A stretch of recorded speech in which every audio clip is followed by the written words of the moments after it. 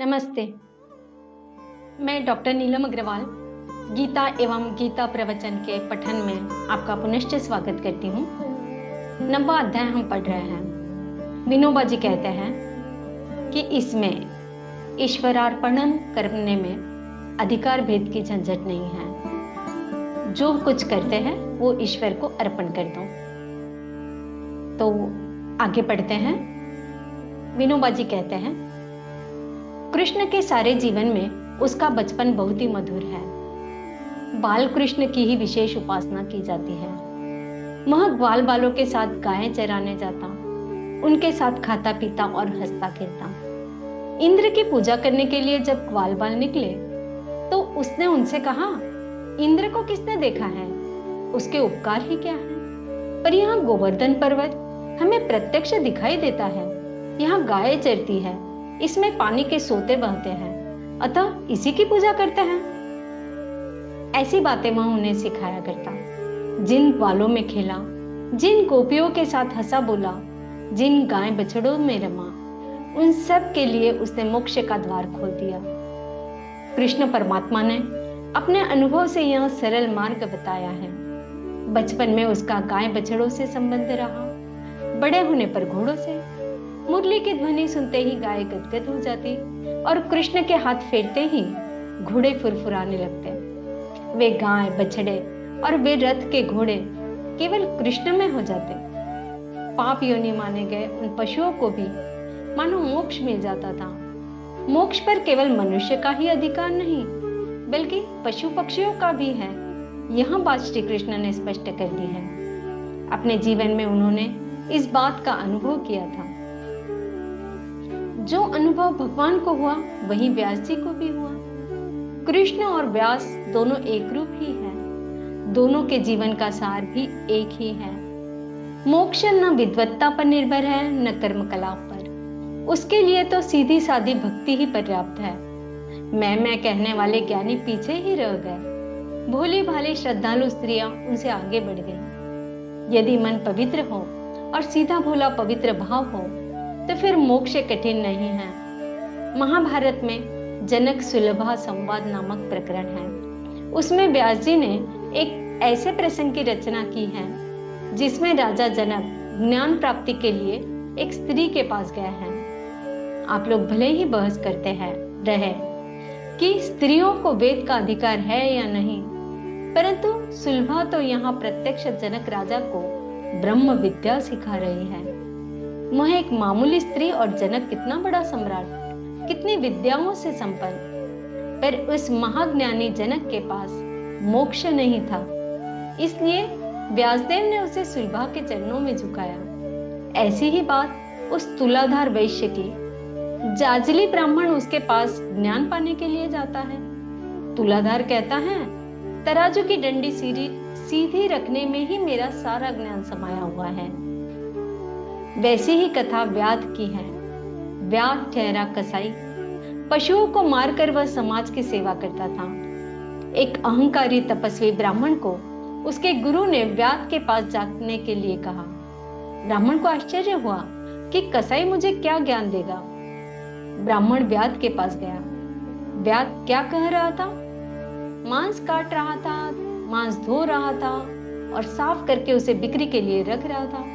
उसने ब्राह्मण से कहा, देखो, मेरा यह कर्म जितना धर्ममय किया जा सकता है उतना मैं करता हूँ। अपनी आत्मा जितनी इस कर्म में उंडेली जा सकती है उतनी उंडेल कर मैं यह कर्म करता हूँ और अपने माँ बाप की सेवा करता हूँ। ऐसे इस व्याध के रूप में व्यासदेव ने आदर्श मूर्ति खड़ी की है।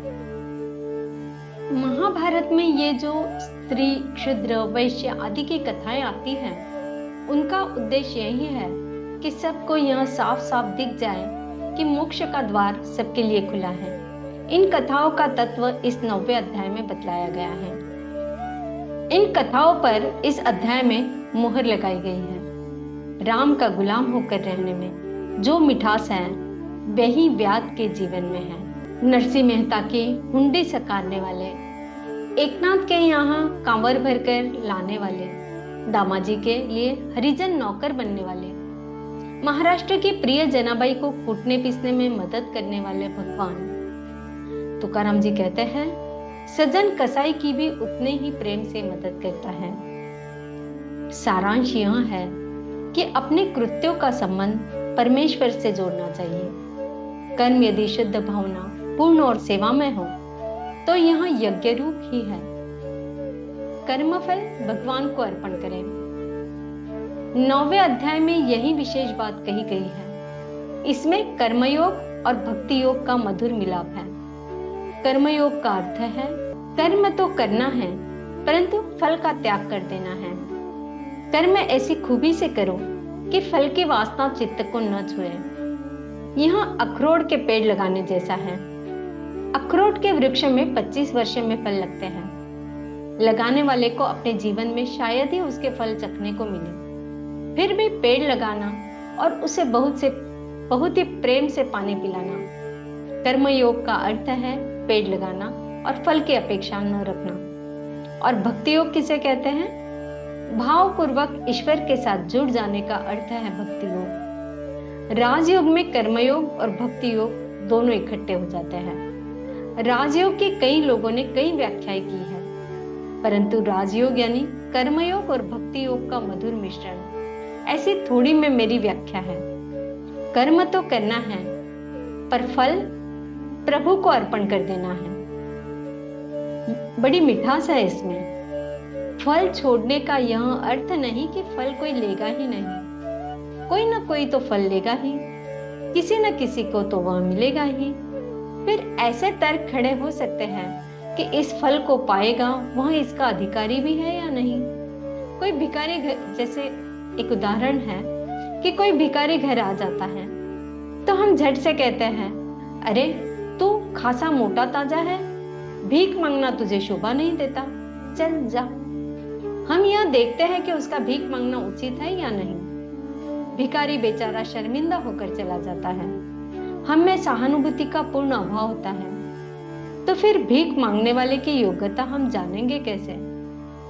बचपन में मैंने एक बार अपनी माँ से भिखारियों के बारे में ऐसी ही शंका की थी। उसने जो उत्तर दिया वहां अभी तक मेरे कानों में गूंज रहा है। मैंने उनसे कहा, यह भिखारी तो हट्टा कट्टा दिखता है, इसको भिक्षा देने से तो व्यसन और आलस से ही बढ़ेंगे। गीता का देशे काले च पात्रे च, यह श्लोक भी मैंने उससे सुना दिया। वह बोली, जो भिखारी आया था वह परमेश्वर ही था। अब कर पात्र अपात्र का विचार। भगवान क्या अपात्र है? पात्र अपात्रता का विचार करने का तुझे और मुझे क्या अधिकार है? अधिक विचार करने की मुझे जरूरत नहीं मालूम होती। मेरे लिए वह भगवान ही है।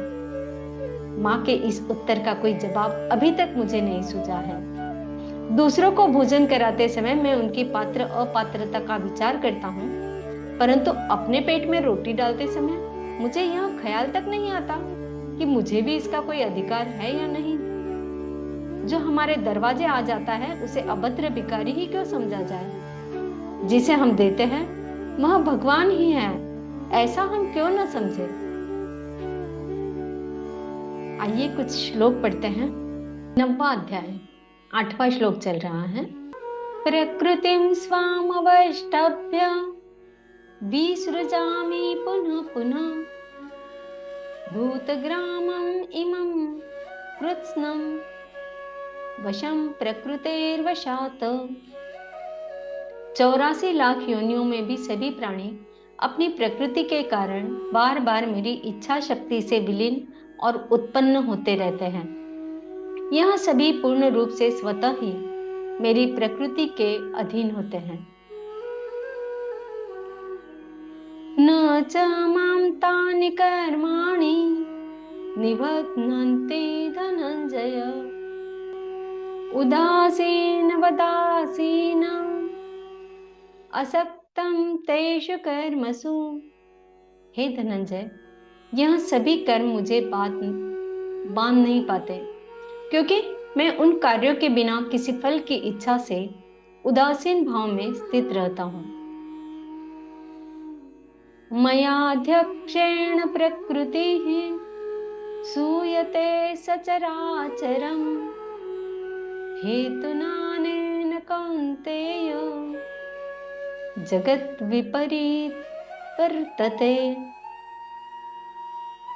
हे कुंती पुत्र, मेरी पूर्ण अधीनता में मेरी भौतिक प्रकृति सभी चर तथा अचर जीव उत्पन्न और विनिष्ट करती रहती है। इसी के कारण यह संसार परिवर्तनशील है। अवजानन्ति मां मूढ़ा मानुषीं तनुमाश्रितं परं भावं जानन्तो मम भूतमहेश्वरम्।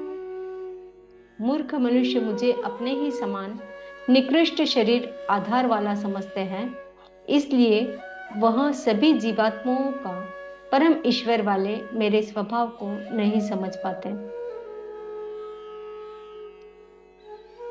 मोघाशा मोघ कर्माणो मोघ ज्ञाना विचेतसः राक्षसीं आसुरीं चैव प्रकृतिं मोहिनीं श्रिता। ऐसे मनुष्य कभी न पूर्ण होने वाली आशा में, कभी न पूर्ण होने वाले कर्मों में और कभी न प्राप्त होने वाले ज्ञान में विशेष रूप से मोहग्रस्त हुए मेरी मोहने वाली प्रकृति, भौतिक प्रकृति की ओर आकृष्ट होकर निश्चित रूप से राक्षसी वृत्ति और आसुरी स्वभाव धारण किए रहते हैं।